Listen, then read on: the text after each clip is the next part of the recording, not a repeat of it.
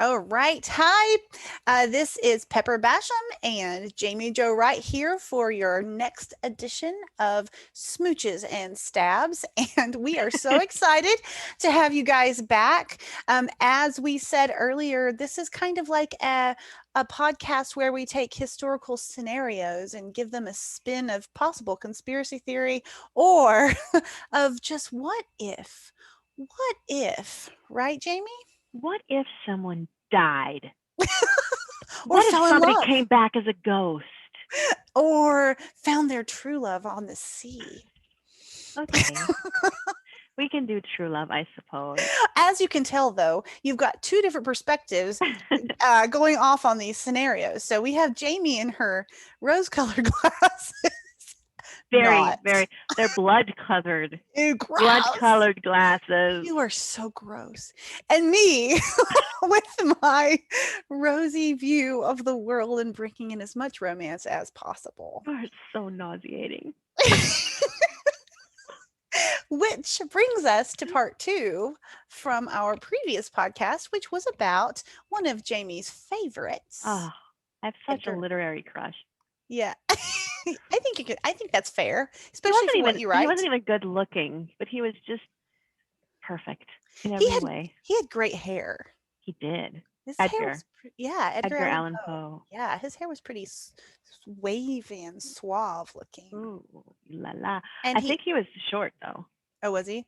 And I he think did so. not sport the mustache until later in life. I think the Truth. last few years of his life. So he was mostly Truth. clean shaven, which I am a big proponent Truth.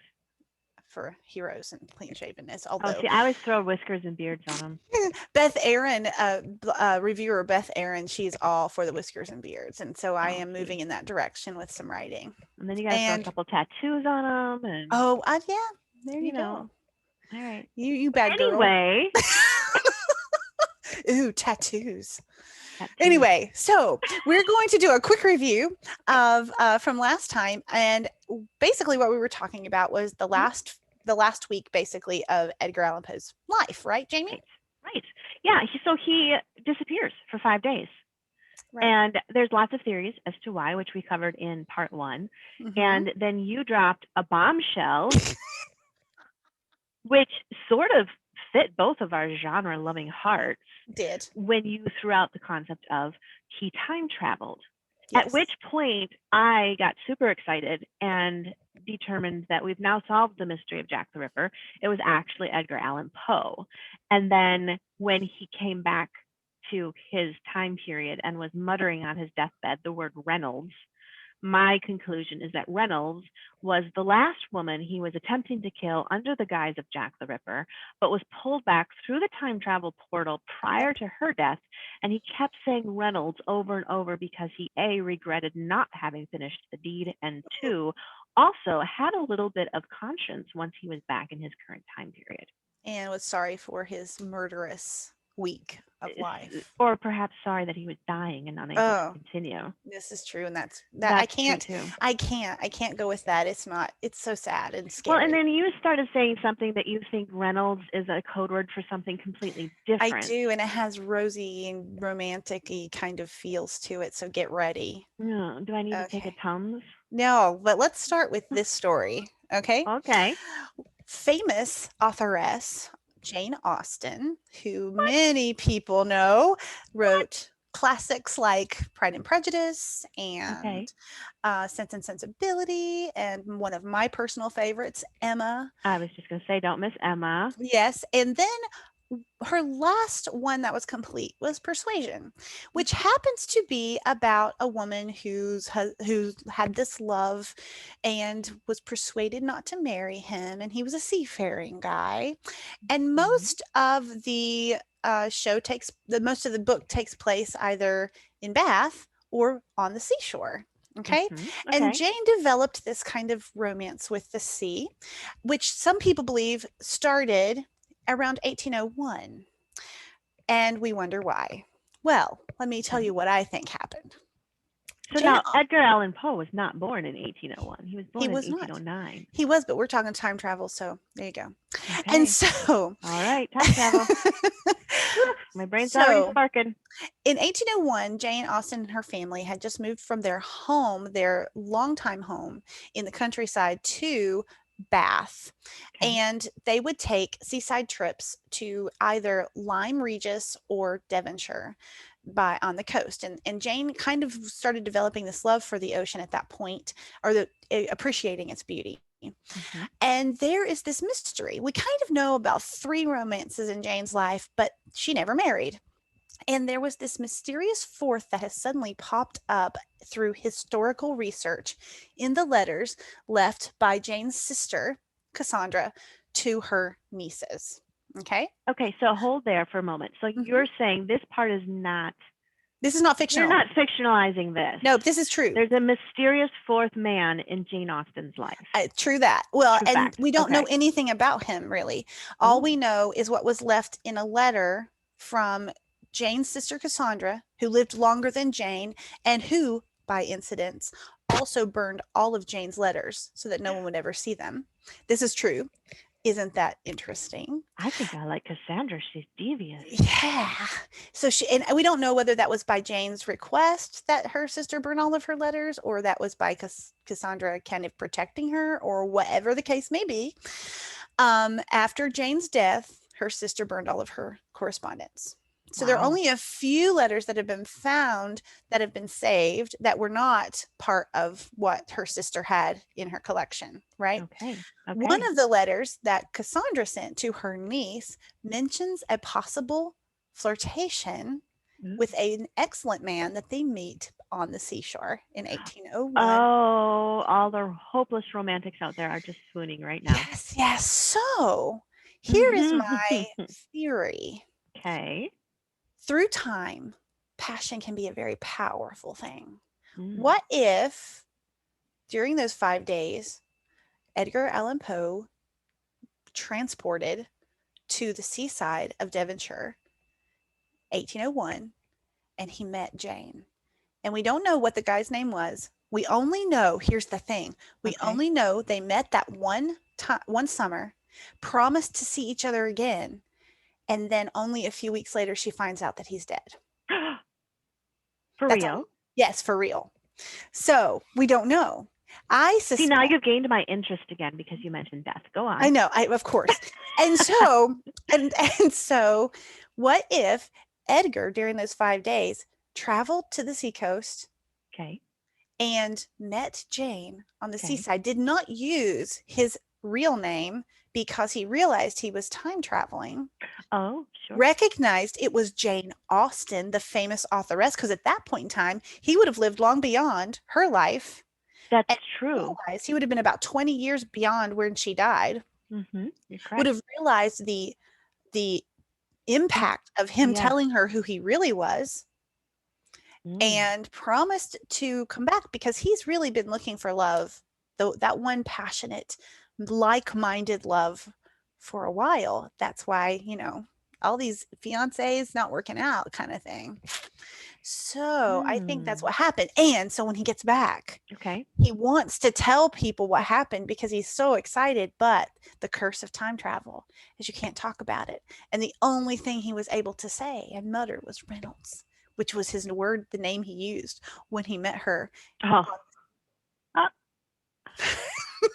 well, that is an interesting theory, Miss Basham. Yeah, I think it's You an have you excellent. have taken the sociopathic, psychopathic, sadistic traits that I love to shower upon Poe, Oh and man. you've turned him into a Shakespearean tragedy. Yes, it is very much so. You But know, five days of meeting the love of your life may be worth a lifetime. Just saying. he did write Annabel Lee. He did. Oh yes, one of his last poems that he wrote, Mm-hmm. which was published posthumously, and it takes place at the sea. Do you want to read a few lines of that Yeah, there, sure. I will. I will.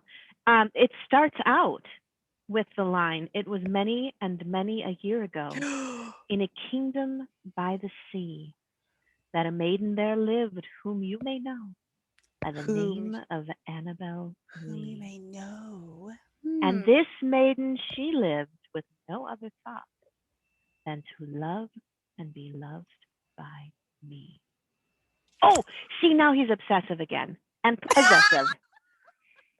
See, And you've got to bring something self-focused. back. If you're going to turn this into a romance, there's got to be a dark angle to it. And self-focused. He's also self-focused in Right. that She way. lived with no other thought than to love and be loved by me. Right. And we loved with a love that was more than love. I mean, talk about passion, talk about Oh, extreme language, right? well, exactly. I mean, it almost sounds murderous. With a love that heaven envied, even. Ooh, heaven envied. Ooh. How does Now, heaven envy? maybe he did become Jack the Ripper. For he See, he time took out traveled his twice. angst. He did. He did He Jane. He did realized Jane, he did Jane first. Oh wait, and he then met Jane. he meets Jane first. Uh-huh.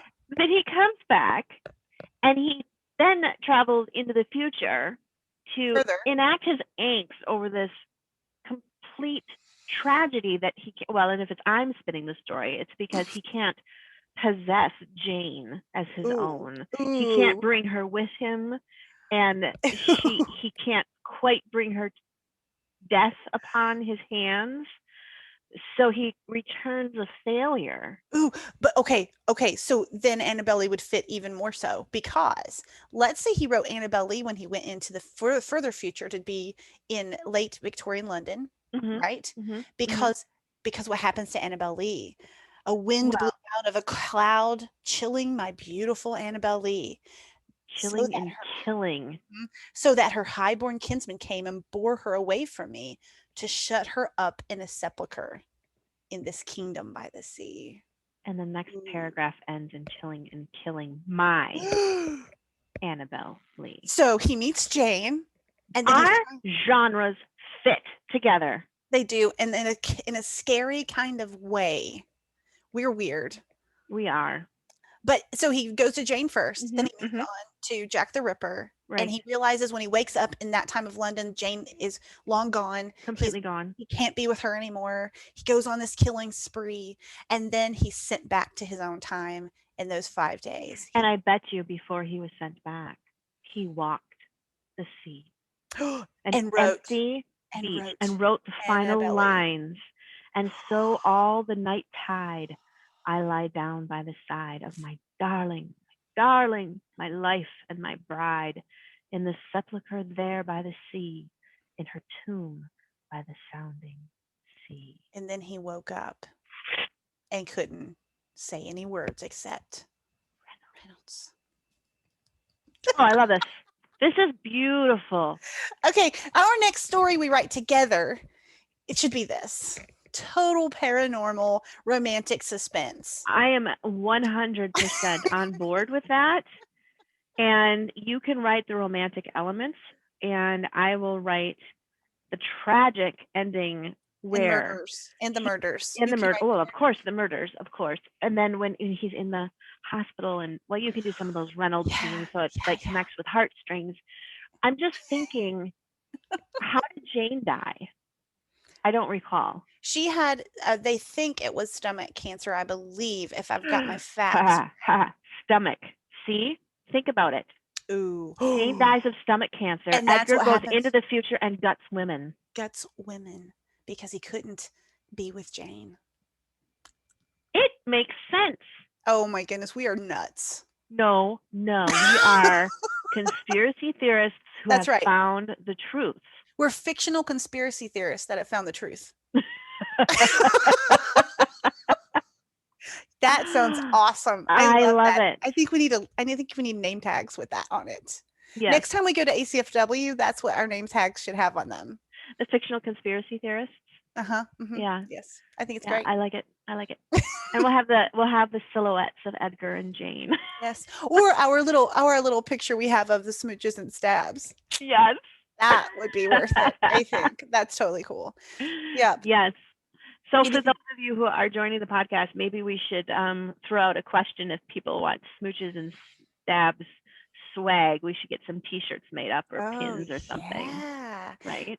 And another thing to add, if you guys have certain stories in history you want us to touch on Yes. while we're doing Smooches and Stabs, we are open to anything that Hmm. we feel like we can have a good discussion about. But yeah. So Yeah. you can send, we have, what's our email? You can send us your ideas or comment. You To can comment. Yes.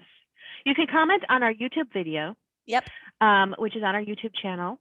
Mm-hmm. And I would say what the YouTube channel is, but we need 100 subscribers before we can actually make it a word. Yep. So right now it's just like GFK 008256783.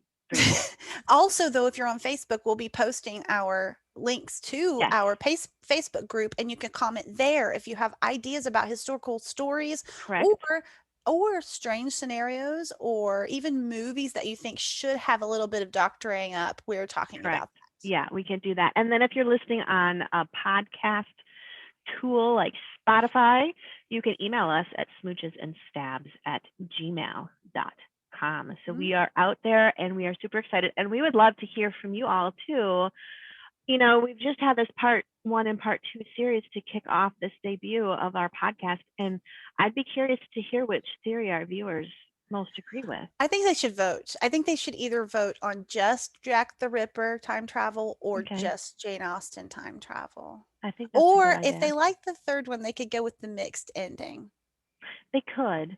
They And we could could. also leave an option for maybe there's a better idea out there that we Or haven't maybe, thought of yes, yet. D would be your choice of Right. what an ending should have happened. What happened in the 5 days of Edgar Allan Poe's life where he disappeared, and who was Jane Austen's romantic suitor that we have no idea what No his name idea. was? I think it's Ooh, worth finding out. I Doing a little. think so. I think we're creating fictional conspiracy theorists right now. I think we are, and That I makes can. me feel powerful. It does. I I feel exhausted with the amount of power we wield.